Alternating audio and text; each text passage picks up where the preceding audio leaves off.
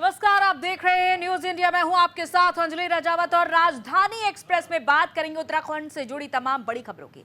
जहां पहली खबर देहरादून से। देहरादून में आयोजित नियुक्ति पत्र वितरण कार्यक्रम आयोजित हुआ और कार्यक्रम में मुख्यमंत्री धामी ने शिरकत की। 126 जीपीडीओ की अपॉइंटमेंट लेटर मिले। सीएम धामी ने जेपीडीओ को अपॉइंटमेंट लेटर सौंपे हैं। भड़काऊ बयान देने वालों को सख्त चेतावनी भी दी। राज्य की एकता प्रतिष्ठा पर गलत टिप्पणी बर्दाश्त नहीं करेंगे, यह कहना है सीएम धामी का। साथ ही उन्होंने कहा कि एकता से खिलवाड़ करने वालों को माफी नहीं मिलेगी। तो 126 ग्राम पंचायत विकास अधिकारियों के लिए 27 फरवरी का आज का दिन बड़ा अहम रहा। सरकार ने नियुक्ति पत्र देकर सभी को अपने अपने क्षेत्र में राज्य की सेवा के लिए मौका दिया है। मुख्यमंत्री पुष्कर सिंह धामी ने सीएम आवास पर सभी 126 नव चयनित ग्राम पंचायत विकास अधिकारियों को बुलाकर न केवल नियुक्ति पत्र दिए बल्कि उनके अनुभव और चुनौतियों को लेकर भी बातचीत की। और वहीं सीएम धामी ने भड़काऊ बयान देने वालों पर नकेल कसने की बात भी कही है। उन्होंने सख्त संदेश दिया कि मंत्री विधायक कोई हो, राज्य की एकता प्रतिष्ठा पर गलत टिप्पणी को बर्दाश्त नहीं किया जाएगा। पत्र देने के बाद सीएम धामी ने सभी से कहा कि अभ्यर्थी लोकतंत्र की सबसे महत्वपूर्ण इकाई ग्राम पंचायत के अभिन्न अंग बनकर गांव का समग्र विकास सुनिश्चित करने की दिशा में कार्य करेंगे। राज्य के समग्र विकास के लिए गांव का विकास जरूरी है। गांव के विकास में ग्राम पंचायत विकास अधिकारी की भूमिका अत्यंत महत्वपूर्ण होती है। तो आज ये बेहद निर्माण का सपना हमारे आंदोलनकारियों ने इसलिए देखा था कि उत्तराखंड के अंतिम छोर में खड़े हुए व्यक्ति तक, लोगों तक विकास की धारा पहुंचे और सभी उत्तराखंडवासी मिलजुल कर काम करें, उत्तराखंड को आगे बढ़ाएं। इसलिए मेरा अपने सभी उत्तराखंड वासियों से आग्रह है कि किसी भी प्रकार के बहकावे में ना आकर एक उत्तराखंड और एक उत्तराखंड की भावना से मिलकर कार्य करें।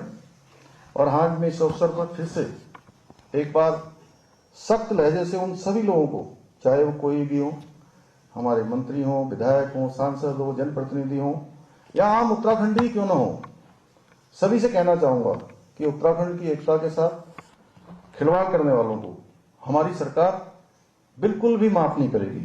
इसलिए आज के बाद इस प्रकार के भड़काऊ बयानों को भी गंभीरता से लिया जाएगा और उत्तराखंड की अस्मिता से खिलवाड़ करने वालों पर सख्त।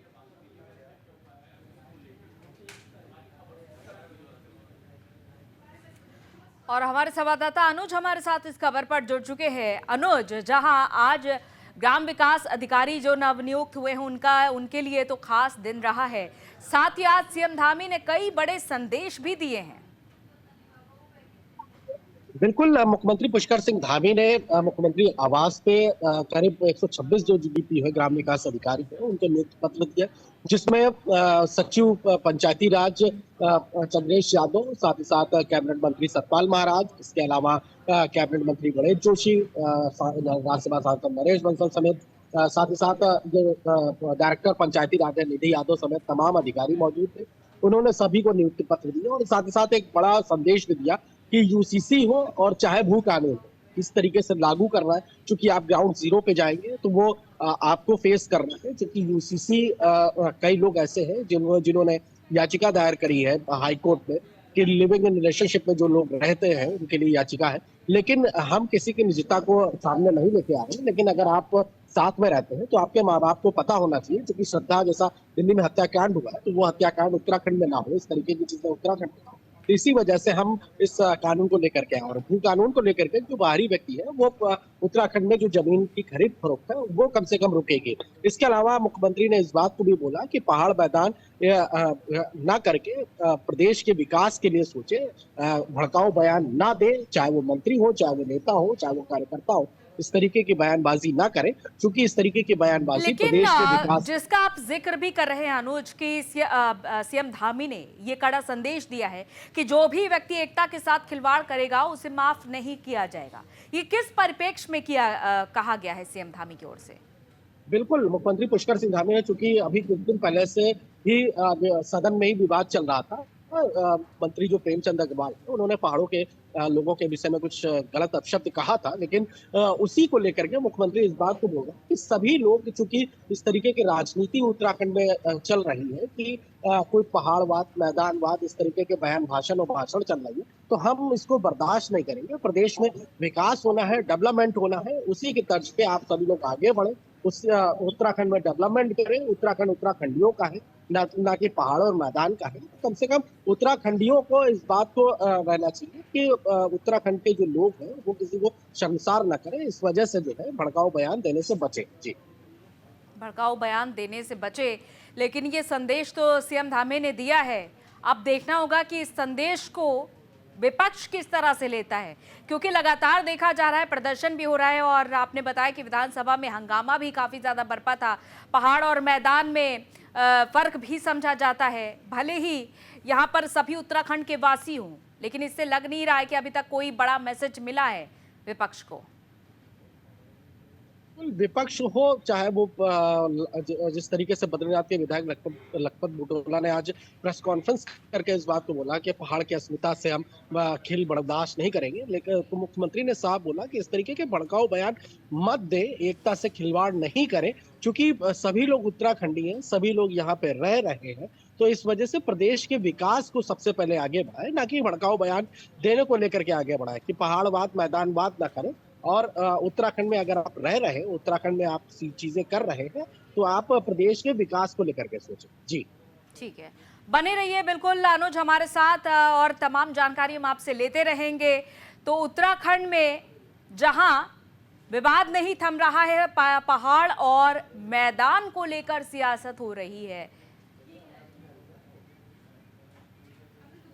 और वहीं उत्तराखंड में क्षेत्रवाद पर सियासत हो रही है। अब मंत्री सुबोध उनियाल ने बयान दिया है, वो काफी ज्यादा वायरल हो रहा है। जनजातीय लोग ही उत्तराखंड के मूल निवासी हैं, उनका ये कहना है। सुबोध उनियाल के इस बयान पर सियासत तेज हो चुकी है। कांग्रेस ने बीजेपी पर जमकर निशाना भी साधा है उनके इस बयान को लेकर।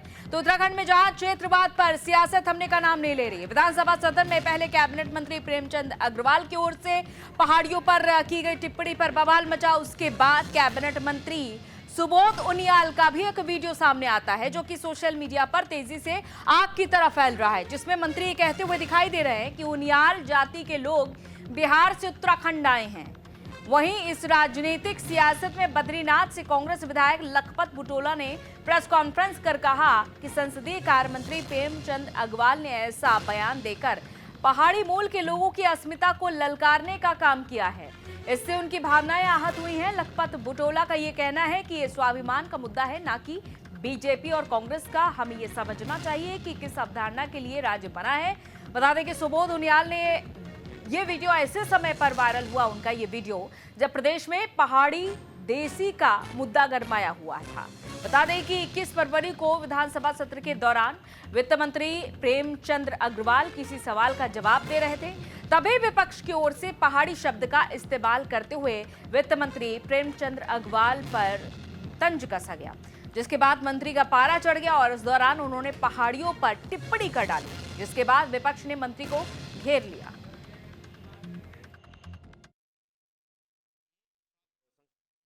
ये कांग्रेस भाजपा का मुद्दा नहीं है। आप इसको समझ लीजिएगा कि किस अवधारणा के लिए राज्य बना, क्यों इसकी जरूरत पड़ी, क्यों लोगों ने साथ देती थी। लोग चाहते थे पहाड़ का राज्य हो, पहाड़ में राजधानी हो, पहाड़ तक शासन पहुंचे, प्रशासन पहुंचे, लोगों की पहुंच हो, लोगों के दूर दराज दूर गाँव में विकास जाए। वो आज भी वंचित है, आज उपेक्षित है। तो उस अवधारणा के लिए वो पहाड़ का जनमानस चाहे कहीं भी है, उसको अपने अधिकारों की लड़ाई लड़ा। यदि मैंने वो बात कही है कि हमारे अधिकारों की बात हो, हमने ये थोड़ी कहा कि पहाड़ प्लेन्स किसने किया। वह विधानसभा के अंदर पहाड़ी वासियों को, पहाड़ियत को जो गाली दी गई, वो हमने करने का काम किया। हमने तो यही कहा कि भाई लोग हमें भेजते हैं, हम यहाँ गाली सुनने आ रखे। हम तो इसलिए आ रखे, बजट में हमारा हिस्सा क्या है हम उसको सुनने आ रखे। हमारे लिए क्या नीति बनाई जा रही है, क्या आपकी नियत है, उसको हम जानना चाह रहे हैं। लेकिन हमें गाली देने का काम करेंगे तो कैसे चलेगा भाई। और उत्तराखंड में मौसम ने एक बार फिर से करवट ली है। प्रदेश के निचले इलाकों में सुबह से ही बारिश हो रही है, जबकि ऊंचाई वाले पर्वतीय क्षेत्रों में बर्फबारी जारी है। यमुनोत्री, गंगोत्री, केदारनाथ और बद्रीनाथ में लगातार हिमपात हो रहा है। बता दें कि देहरादून, लक्सर, उत्तरकाशी, अल्मोड़ा में भारी बारिश और बर्फबारी के कारण तापमान में गिरावट आई है। लोगों को ठंड से बचने के लिए अलाव का सहारा लेना पड़ रहा है।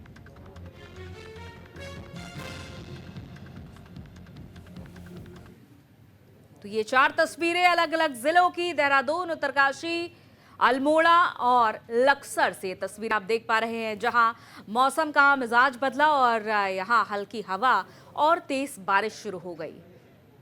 तो जाहिर है कि इस मौसम में किसानों के चेहरे खिल उठे हैं, तो वहीं सड़कें भी पानी से भरी हुई नजर आई, यानी कि राहगीरों को परेशानियों का सामना जरूर करना पड़ा।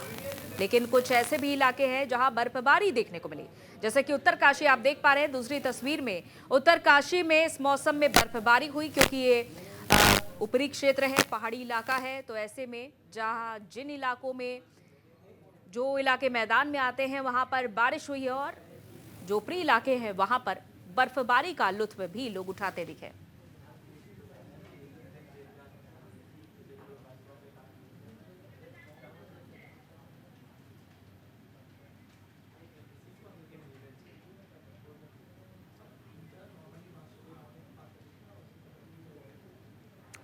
और आइए सीधा रुख कर लेते हैं प्रयागराज का। सीएम योगी आदित्यनाथ क्या संदेश दे रहे हैं, से देखिए। मनोज कुमार सिंह जी, डीजीपी प्रशांत कुमार जी, प्रमुख सचिव संजय प्रसाद जी, भारतीय जनता पार्टी के जिलाध्यक्ष राजेंद्र मिश्र जी, श्रीमती कविता पटेल जी, श्री विनोद प्रजापति जी, अवधेश गुप्ता जी, इन सभी की ओर से मैं आप सबका हृदय से स्वागत करता हूं, अभिनंदन करता हूं। वास्तव में महाकुंभ प्रयागराज एक वैश्विक इवेंट बना, और इसका श्रेय आदरणीय प्रधानमंत्री जी के विजन के कारण ये जो कार्य करने में हमें सफलता प्राप्त हुई, और यह इसको व्यापक सकारात्मक रूप से देश और दुनिया तक आप सब ने पहुंचाया है। मैं इसके लिए भी आपको हृदय से धन्यवाद करता हूं। मैं देख रहा था कि एक एक दिन हो या रात्रि हो, सुबह हो या शाम हो, शीतलहरी हो या भीषण धूप हो, लेकिन अनवरत रूप से कोई चलता रहा तो वो मीडिया चलता रहा। या तो मां गंगा की धारा चलती थी या मीडिया चलता था, और आपकी जो ये भूमिका थी सकारात्मक रूप से आगे बढ़ती रही, और महाकुंभ प्रयागराज नए रिकॉर्ड बनाने के लिए उतावलापन दिखाते हुए 66 करोड़ 30 लाख से अधिक श्रद्धालुओं को मां गंगा, मां यमुना और मां सरस्वती की इस त्रिवेणी में आस्था की पवित्र डुबकी के साथ जोड़ते हुए आस्था और आर्थिकी के एक नए रिकॉर्ड को बनाने के लिए आगे बढ़ चुकी थी। बहनों और भाइयों, ये आस्था और आर्थिकी का जो एक नया विजन प्रधानमंत्री जी ने दिया है कि स्पिरिचुअल टूरिज्म में भी पोटेंशियल है, और उस पोटेंशियल का आधार कोई राज्य बन सकता है तो उत्तर प्रदेश बन सकता है। अभी गत वर्ष ही उत्तर प्रदेश में 2024 में 65 करोड़ श्रद्धालु और पर्यटक उत्तर प्रदेश के अंदर विभिन्न तीर्थ स्थलों में आए थे। अयोध्या धाम आए थे, काशी आए थे, मथुरा वृंदावन आए थे, प्रयागराज में आए थे, चित्रकूट में आए थे, मां विंध्यवासिनी के धाम में आए थे, गोरखपुर में आए थे, सुख तीर्थ में आए थे, नैमिषारण्य में आए थे। और अकेले प्रयागराज में 45 दिन में 66 करोड़ 30 लाख पर्यटक और श्रद्धालु आ चुके हैं। यानी नए नए रिकॉर्ड बनते हुए दिखाई दे रहे हैं। प्रयागराज महाकुंभ ने उत्तर प्रदेश के अंदर 5 स्पिरिचुअल टूरिज्म के कॉरिडोर उपलब्ध करवा दिए। प्रयागराज से मिर्जापुर और काशी का एक, प्रयागराज से अयोध्या और गोरखपुर का 2, प्रयागराज से लालापुर, राजापुर और चित्रकूट का 3,